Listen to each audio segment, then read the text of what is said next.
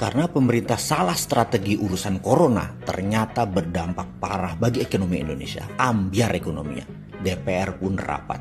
Hari itu terjadi rapat alot di DPR.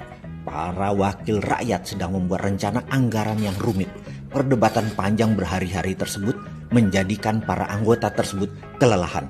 Efek dari rapat yang alot tersebut membuat stamina turun, bahkan ide kreatif ada pada titik rendah. Karena memang negara tidak punya uang. Lalu karena sudah butek otak, ada ide liar anggota dewan mencari alternatif keluar. Pak Ketua, seorang anggota dewan dari Sumatera Utara mengacungkan tangannya. Interupsi, saya ada usul. Bagaimana kalau kita hentikan membuat anggaran yang rumit ini? Kita potong kompas, kita ajukan penawaran kepada negara adidaya Amerika.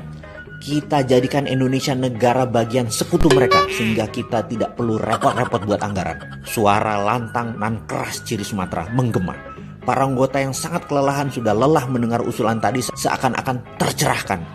Bagaimana kalau kita voting, kata ketua yang ingin sidang cepat selesai.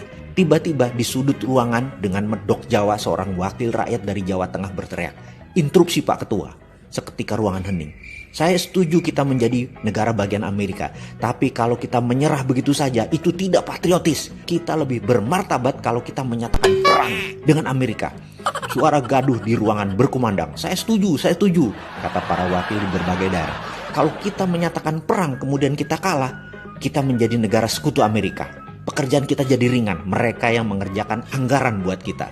Ketua Dewan dengan segera di puncak kelelahannya menjawab, bagaimana kalau kita ketok palu, setuju kita menyatakan perang dengan Amerika. Ketika palu hampir mengetok meja, nanti dulu Pak. Di baris belakang anggota Dewan dengan logat Madura kental berbicara. Dia lalu ambil mic, dia keraskan volumenya, dengan logat kental Madura dia berkata, "Bapak-bapak ini gimana? Iya kalau kita kalah, lah kalau kita menang kan malah repot kita. Kita mesti buat anggaran buat Amerika juga, tak iya?"